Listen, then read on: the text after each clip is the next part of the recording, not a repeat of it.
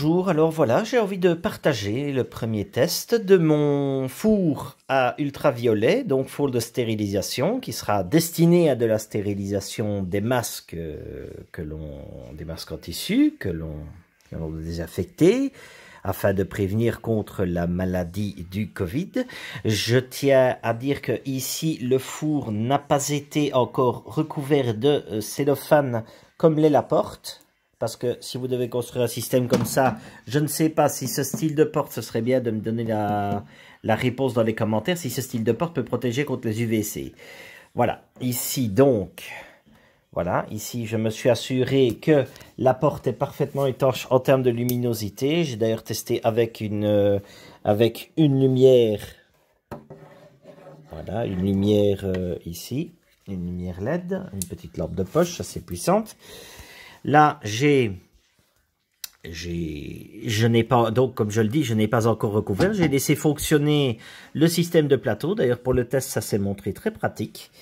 Là, ici, je vais montrer le test que j'ai fait. Donc, j'ai mis un téléphone Kobe parce que j'allais pas mettre un téléphone hyper cher là-dedans pour tester. On ne sait jamais. Donc, ici, je vais mettre, voilà.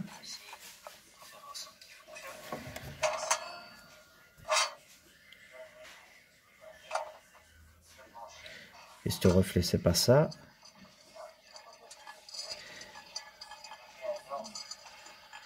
Et là, j'ai remarqué que le four avait encore quelques petites crasses au niveau du dessus. Mais bon, je l'ai acheté seulement hier. J'ai commencé à le bricoler, donc je regarderai un petit peu ça plus tard.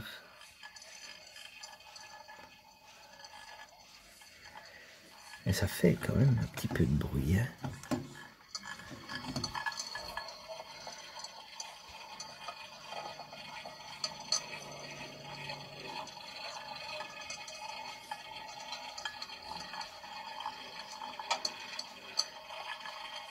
Bon, je pense pas que c'est un système qui va durer 10 ans, hein, mais bon, le temps que ça dure, ben voilà quoi.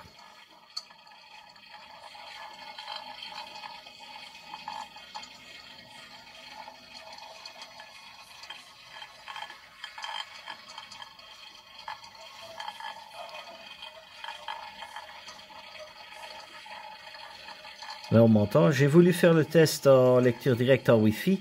Seulement, très intelligent, le métal a complètement coupé les ondes du téléphone, donc voilà.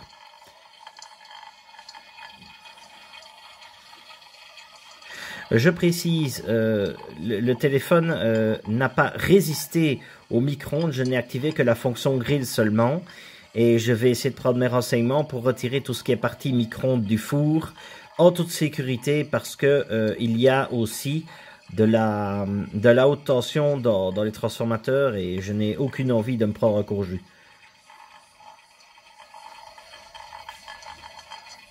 Donc là on peut voir la base des néons qui fait une petite lumière dansante.